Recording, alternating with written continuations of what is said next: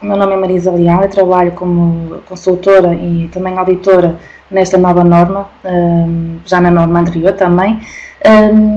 Vou explicar só alguns pontos importantes relativamente a esta norma. Portanto, não temos muito tempo para fazer uma abordagem muito profunda, mas pelo menos aqueles tópicos que se tem falado mais e que são novos na nova norma.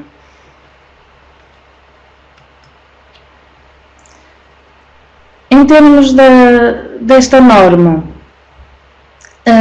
como deve ser do conhecimento de alguns, é uma norma que saiu o ano passado, mais precisamente em setembro. Portanto, em setembro de 2015 foi quando saiu a nova versão da norma 9001 e que há um período de 3 anos para as empresas fazerem a transição. Portanto, um ano já passou, o que quer dizer que já só nos restam 2.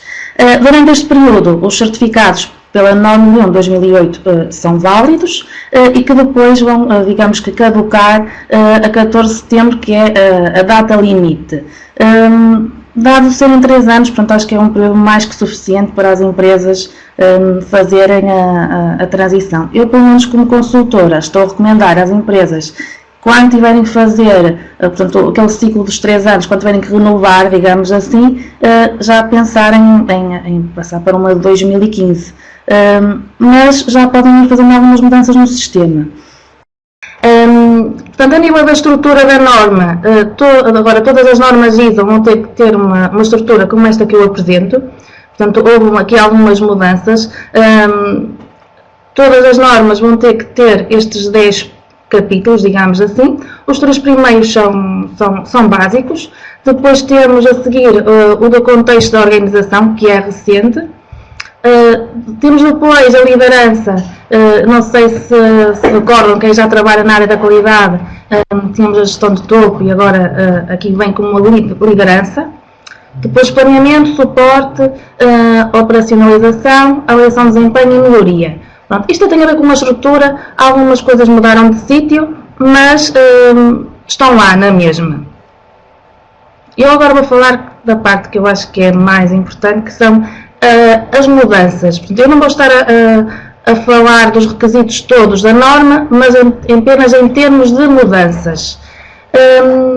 Uma que é apenas em termos de terminologia, deixamos de ter, digamos, o termo produto e passamos a ter o termo. Portanto, aqui é só mesmo uma mudança de terminologia, não, aliás, na norma anterior tínhamos produto, mas tínhamos que fazer a leitura, quando era um serviço, tínhamos de trocar, entre aspas, para serviço. Portanto, é só mesmo terminologia, acho que aqui não há problemas nenhuns. Depois, temos o contexto da organização. Portanto, este requisito já é novo, portanto, temos um capítulo dedicado ao contexto da organização, em que podemos dizer que tem 2 secções, ou seja, compreender a organização e o seu contexto, e depois compreender as necessidades e expectativas das partes interessadas. Pronto, aqui é que tem que surgir algumas questões como colocar isto em prática. Pronto, eu até coloquei uma tabela, não sei se conseguem, ela ficou assim um bocadinho pequenina, mas teve que ser. Não sei se conseguem então visualizar, mas a norma não diz propriamente como nós fazermos esta análise. Cabe à empresa fazer, tendo em consideração todas as fontes internas e também as fontes externas. Eu acho que é mais fácil, isto como consultora, para começarmos, fazermos tipo uma tabela. Portanto, vamos colocar, como eu tenho aí, isto é só um exemplo, não quer dizer que tenham que fazer dessa forma. Temos o conhecimento atual, portanto, e o necessário, ter a fonte, também é importante. Depois, ter a parte de como vamos manter, como também o vamos disponibilizar e como vamos aumentar. Uma das coisas também que eu não referi, mas que se calhar é importante, até antes de passarmos esta fase, e que tem sido muito falada, é fazer uma análise SWOT. Portanto, ao fazermos essa análise à empresa, depois vai nos ajudar em todas estas novas alterações. Eu, pelo menos, é isso que eu estou a fazer, e realmente acho que tem funcionado, mesmo para depois a parte que eu vou falar a seguir, para a parte do risco, acho que facilita muito. Já estamos a fazer ali uma análise profunda à empresa. Convém realmente envolvermos vários colaboradores, porque senão torna-se mais complicado fazer esta análise. Pronto, esta é uma das alterações. Eu aqui não estou a aprofundar muito, porque realmente não temos muito tempo, mas depois em termos de formação existe mesmo um estudo de caso que é onde se aplica todos estes conceitos. Depois, as partes interessadas. Também é um conceito que já existia na norma anterior, mas não estava assim tão claro. A evidência era maior no cliente, ainda continua também a ser, mas agora precisamos identificar as partes interessadas que são relevantes, portanto, e é aqui que eu também queria mencionar, portanto, não precisamos estar a fazer o levantamento às vezes tão exaustivo como algumas empresas se calhar estão a fazer, mas que partes interessadas é que a empresa tem. Eu coloquei só aí a título de exemplo, pronto, realmente está assim mais pequenino, que uma parte interessada que eu acho que é todas as empresas, é os trabalhadores ou colaboradores. Ou seja, o que é que nós vamos, pelo menos em termos de, lá está, de tabela, eu pelo menos acho que as tabelas funcionam muito bem, torna-se mais fácil. Vamos definir, portanto, as partes interessadas, eu coloquei trabalhadores, mas temos o cliente, temos os acionistas, por exemplo, em termos das IPSS, poderemos ter uma responsabilidade, podemos ter uma segurança social. Em termos de empresas, também temos até as entidades bancárias. Pronto, isto são tudo partes interessadas da minha empresa. Ora, cada empresa tem que fazer a sua avaliação. Depois, para cada parte interessada, vamos definir quais são as necessidades dessa parte interessada. Eu, por exemplo, neste caso específico para os trabalhadores, coloquei, por exemplo, um local de trabalho perto da residência. Isto são apenas exemplos. Continuidade do trabalho, que eu acho que é muito importante para todos os trabalhadores é receber o salário dentro do prazo. Pronto, isto são tudo aspectos que agora temos que começar a pensar um bocadinho mais. Portanto, isto quais são as necessidades e depois também quais são as expectativas dessas partes interessadas. Portanto, isto desta forma em tabela torna-se mais fácil. Uma expectativa até, neste caso, dos colaboradores, eu coloquei como exemplo um bom clima social, o aumento do volume de negócios da empresa, porque isto faz com que mantenham o seu posto de trabalho. Portanto, é este tipo de análises que a norma, no fundo, está a solicitar. Portanto, isto é um dos aspectos novos. Depois, liderança. Portanto, digamos que a gestão de topo ainda continua a existir, ainda está patente nesta norma, mas agora temos um capítulo da liderança e que no fundo está, ou seja, em todos os níveis da organização. Tem mais uma questão também de terminologia para tentar que, uma vez que a função de gestão de topo também digamos que não estava a funcionar como era o pretendido, houve aqui uma alteração da terminologia, mas a nível de implementação, digamos assim, não há grandes alterações. Abordagem por processos. Continuamos a ter a abordagem por processos, como já havia na norma anterior e até já na de 2000. Aqui a alteração que houve foi nos princípios, portanto, da qualidade. Não sei, portanto, quem era das normas anteriores, se bem se recordam, eram 8 princípios. Foi eliminado um, ou seja, temos 7, foi eliminado a abordagem da gestão como um sistema.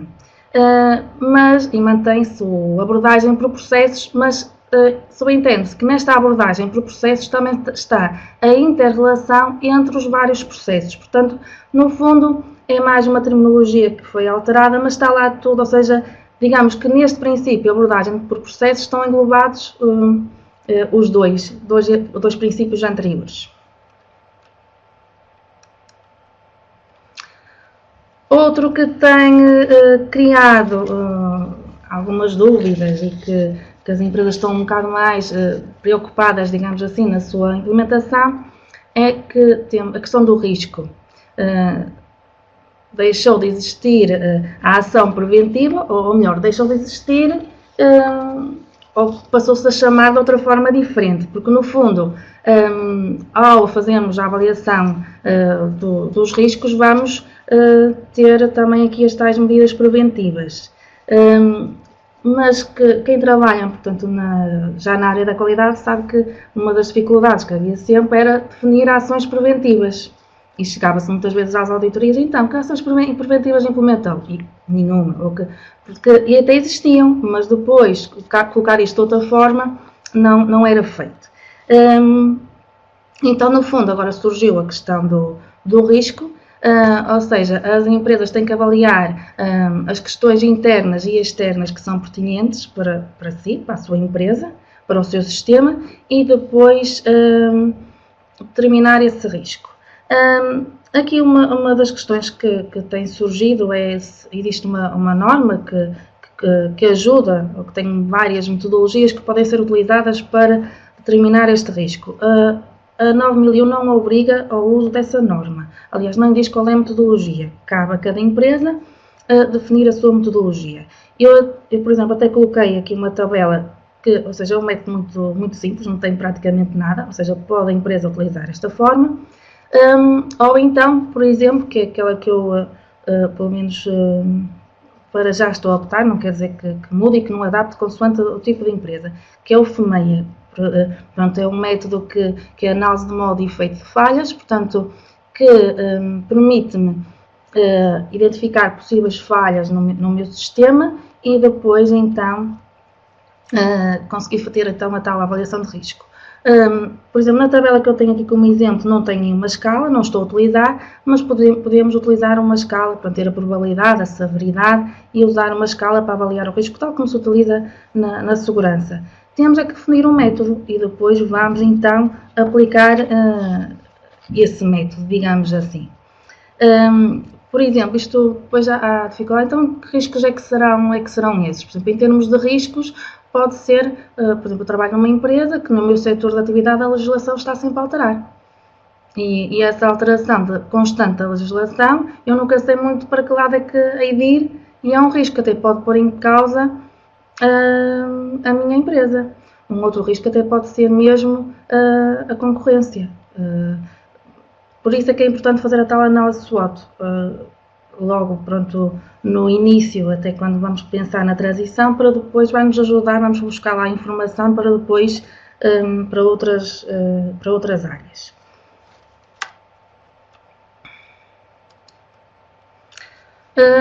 Um outro aspecto, mas que também, mais uma vez, em termos de terminologia, é uma questão de nós nos habituarmos, que nós tínhamos a questão de documentos e registros.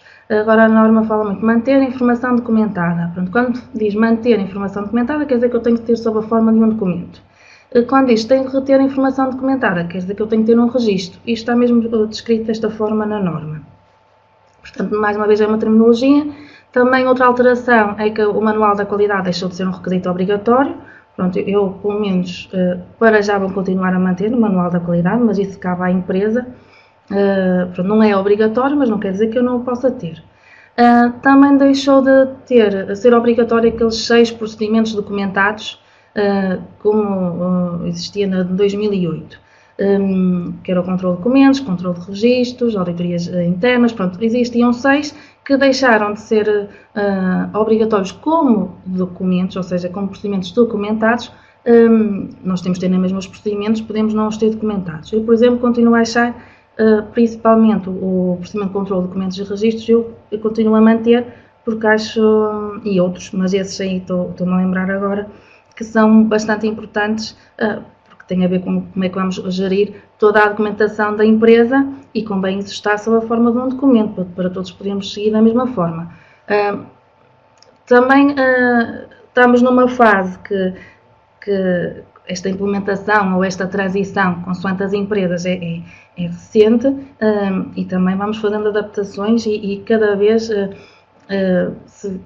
também se verifica que a informação está na norma, mas as interpretações que vão sendo dadas também têm havido algumas alterações e com as implementações e respectivas certificações é que se vão verificando também as situações.